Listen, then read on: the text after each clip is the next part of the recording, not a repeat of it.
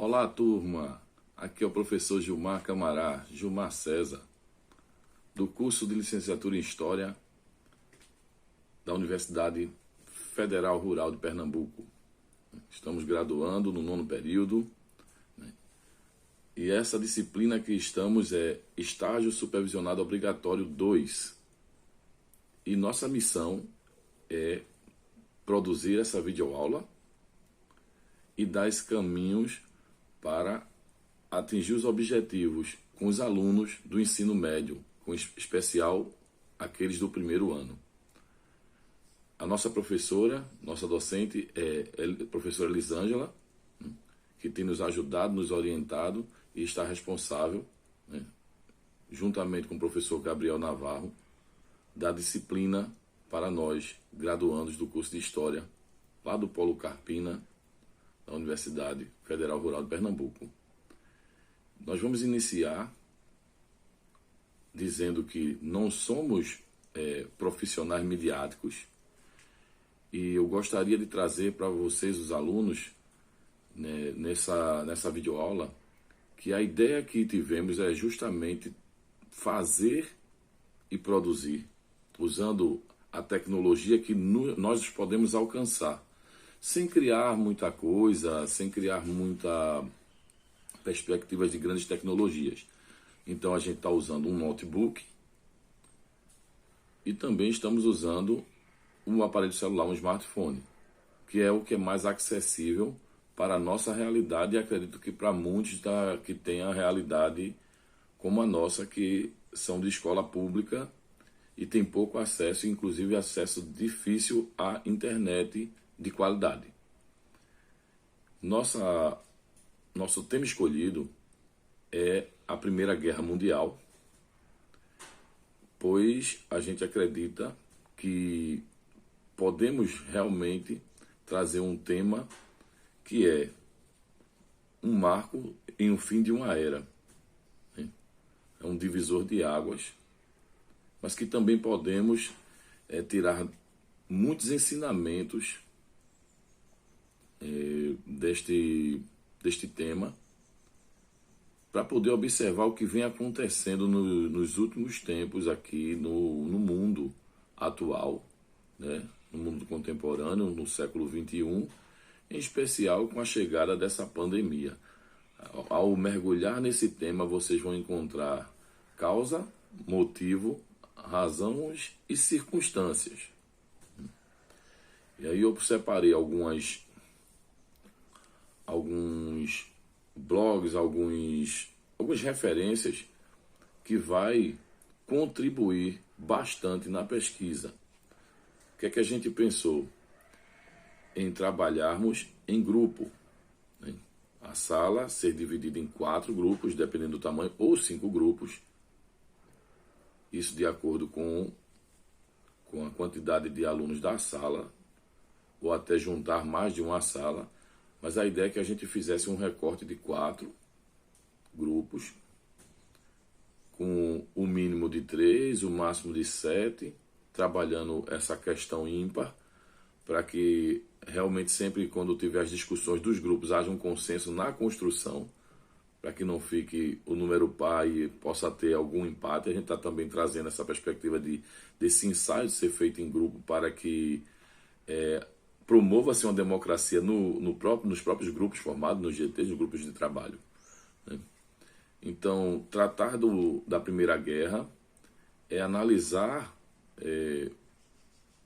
o grande material que existe, tanto nas redes sociais, como em livros, né, com grandes autores, pesquisadores dessa área. Vocês vão encontrar com muita facilidade esses materiais, além daqueles que eu vou encaminhar, né, com referências para que vocês possam pesquisar e trazer para nós e fomentarmos esse grande debate, né, da nossa aula, para que a gente possa alcançar o máximo do que se espera obter. E o que é que esperamos obter? Consciência crítica, né? Uma boa análise acerca desse divisor de águas, do fim de uma era, né, para o início de outra era. E isso é a Grande Guerra ou a Primeira Guerra Mundial, né?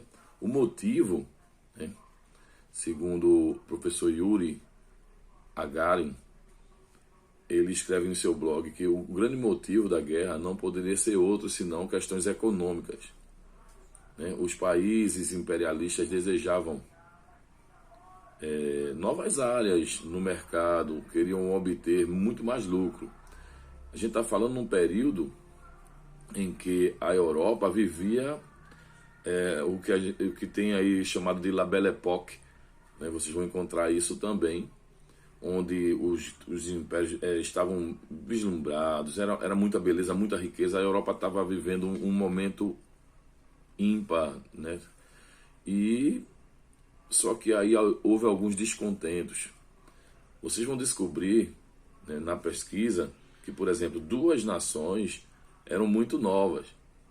E essas nações, e uma principal, vai ser o carro-chefe desse conflito que matou mais de 22 milhões entre 1914 e 1918, né, nesse período da Grande Guerra.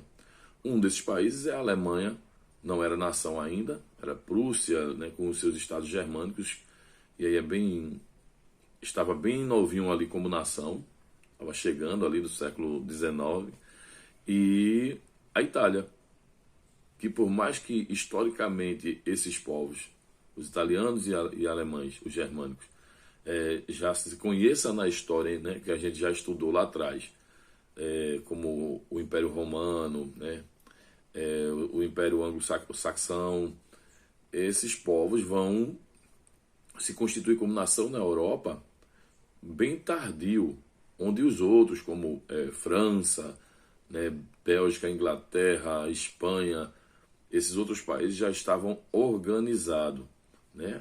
Num século, no final do século XVIII, a Inglaterra já estava como uma potência industrial. E aí um outro fator que vai gerar um grande conflito, é um dos fomentadores, é quando Alemanha e Itália se propõem como Estado, se consolidam, e a Alemanha começa a se tornar uma potência na produção do aço. Isso vai mexer com a estrutura da Inglaterra, embora ali todas essas lideranças desses impérios, dessas nações, é conhecido também como a Era Vitoriana, né, da Rainha Vitória, são as descendências. Vocês vão encontrar na pesquisa que o imperador, né, o rei da Inglaterra com o Kaiser alemão, e aí lá no leste europeu, né, na Rússia, o czar, eles são primos e descendem de uma linhagem familiar. E esses povos, esses líderes, né, condizem ali com os povos e lideram esses povos que vão entrar em conflito, né? São um bloco, porque aí tem interesses lá nos Balcãs, a disputa, como eu já falei, entre Inglaterra e Alemanha, o revanchismo francês por ter perdido uma guerra contra, que é a chamada Guerra Franco-Prusiana, em 1871, para a Alemanha. Os franceses ficaram com essa marca. A Alemanha e a Itália, né, como eu já falei, vão surgir a partir do final do século XIX, e esse conflito vai gerar mais do que um interesse de mostrar poderio militar, mas o nacionalismo, eles vão se atentar a isso, mas principalmente as questões econômicas vai se mexer muito. A disputa dos Balcãs, né, é o estopim da bomba, é considerado o estopim da bomba, né, que vai reunir ali os eslavos, sérvios, tchecos, eslovacos, eslovenos, croatas, poloneses, esses povos que pertenciam ao Império Austro-Húngaro, né, do Franz Ferdinand.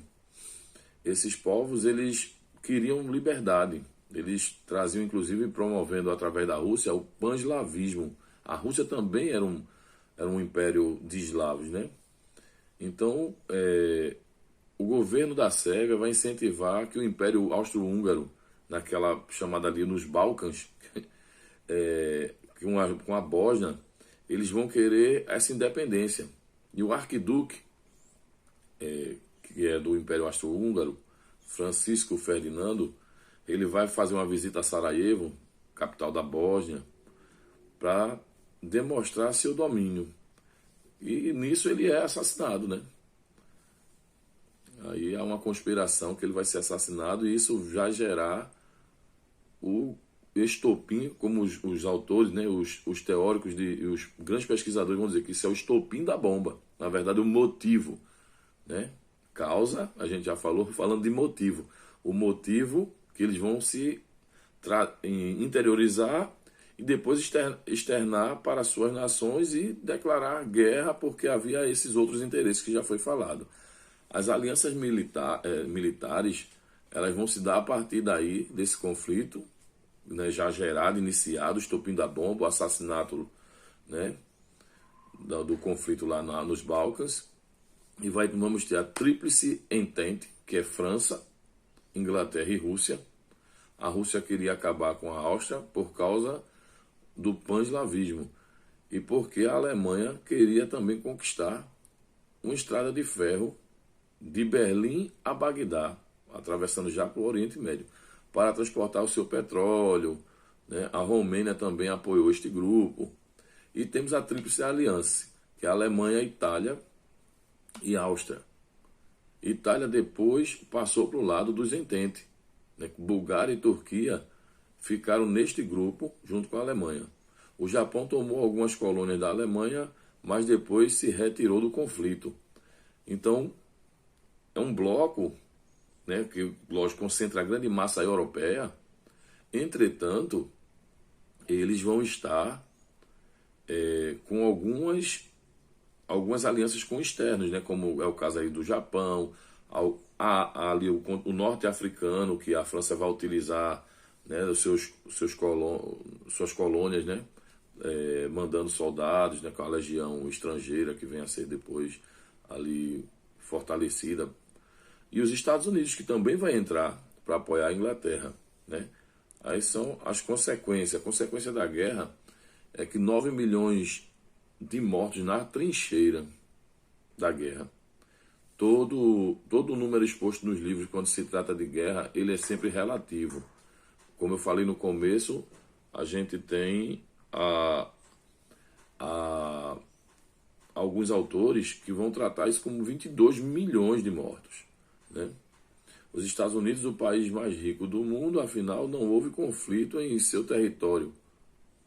A guerra estava no território europeu e ainda tinha dinheiro para receber da Inglaterra e da França. Olha que há, de novo, o interesse econômico que girou, que impulsionou os Estados Unidos a entrar nessa guerra. O Império Austro-Húngaro se fragmentou e aí surgiu a Hungria, a Tchecoslováquia, a Polônia, a Iugoslávia, com os tratados de Versalhes já quando se finaliza ali a guerra, né? Os vencedores, que não houve vencedores, né? Hoje os contemporâneos acreditam que numa guerra não há vencedores, mas aí o professor Yuri também vai dizer que os vencedores impuseram, né, dentro do Tratado de Versalhes, a Alemanha, que perdeu suas colônias, teve que pagar a indenização aos ditos vencedores e não poderia ter armamento pesado. Em 1919 foi criado a Liga das Nações, que eram as assembleias para pacificar conflitos. Aí a gente finaliza essa primeira etapa aqui, que eu vou apresentar a vocês agora um material que fiz, utilizando o notebook e o celular, né? Mas aí eu deixo aqui um pensamento de um provérbio cambodiano, né? Que quando elefantes brigam, o capim é esmagado. Aqui seguimos a apresentação, né, eu utilizei um aplicativo do para notebook, para PC, que é o Geniali, é uma plataforma, na verdade, Geniali, que dá a condição de a gente fazer boas apresentações. Eu estou filmando com o smartphone e vocês estão vendo a tela do notebook que eu utilizei para fazer, né, um modelo de apresentação. É que eu falo do temário, da formação de grupos de trabalho, como foi proposto aí na aula, lá no início. A gente consegue fazer, formatar bem direitinho, fazer uma boa apresentação, que é do estilo do PowerPoint, só que aí eles têm uma animação. Existem outros aplicativos também. Eu gosto muito do Canvas e gostei muito desse Geniali, né? Interagindo aí com vocês sobre alguns tópicos que a gente pode estar abordando para a apresentação e avaliação. Quem eram esses soldados, né? Os motivos, causas, razões, circunstâncias da guerra, como já foi falado e proposto. Então os grupos vão poder explorar muita coisa, né? Isso é um mapa conceitual da guerra. Esse material vai estar disponível para vocês estarem trabalhando e explorando na pesquisa. Aqui eu apresento, como já havia falado, notebook, a equipe de trabalho e, consequentemente, o smartphone. Vai ser fundamental, né? Orientações sobre o que devemos produzir, o que vocês vão produzir, na verdade, dando vários caminhos, né, possibilitando, para que não fique engessado, algo que siga uma regra. Eu estou aqui propondo que vocês possam realmente estar disposto a chamar atenção sobre a questão das referências, para que não se haja a prática do plágio, né? Que cada coisa que vocês falarem, vocês possam referenciar, né? E anotem. As notificações são importantes quando vocês se reunirem, seja de forma híbrida, seja de forma presencial. No contexto atual, consequentemente, vai ter que ser de forma híbrida, né? Então, ou até remota mesmo. Então, anotar tudo, as etapas, garantir o passo a passo, a metodologia que vocês vão usar. Então, tudo isso eu fiz usando a tecnologia do Geniali. O Geniali, ele possibilita, por exemplo, um vídeo que está também como referência para que vocês assistam esse vídeo documentário, filme Primeira Guerra Mundial. É bem bacana, né? Ele tem uma versão direta e tem a versão que tem os episódios de 40 minutos. São 5 episódios. Então é isso, pessoal. E para finalizar, pessoal, eu apresento a vocês a plataforma do Kahoot e propomos que seja também, através desse Kahoot, um material para a avaliação final da nossa construção, para somar também, fazermos uma batalha, já que estamos falando de Primeira Guerra, né, da Grande Guerra, os grupos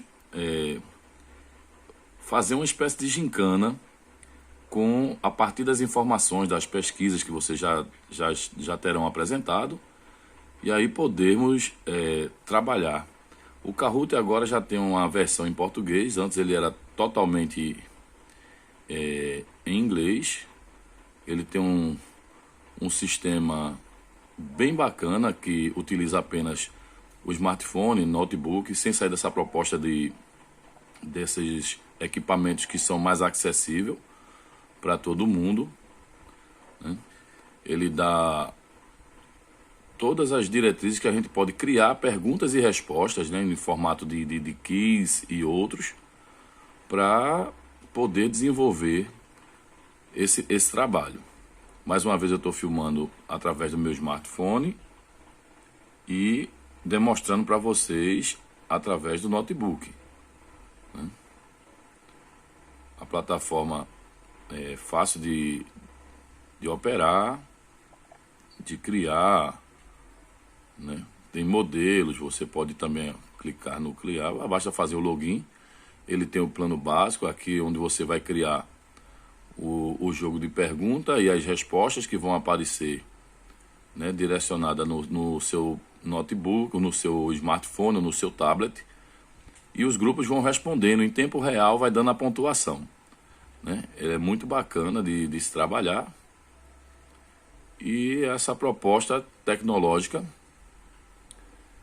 que eu deixo aqui para que a gente possa pensar realmente em estar fazendo essa finalização do projeto com uma gincana da Primeira Grande Guerra, né, usando a tecnologia. Eu espero que todos gostem, que possa estar desempenhando a tarefa.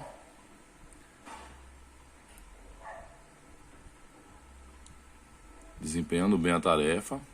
São as possibilidades da forma de resposta aqui, ó. Pode ser verdadeiro ou falso, resposta curta, enigma, enquete, nuvem de palavras. Ele tem várias opções. É um aplicativo bem legal e que tem sido pouco explorado na nossa região. Então, vamos nessa trabalhar, que tem muito para produzir. Um forte abraço do seu professor Gilmar César, o Camará.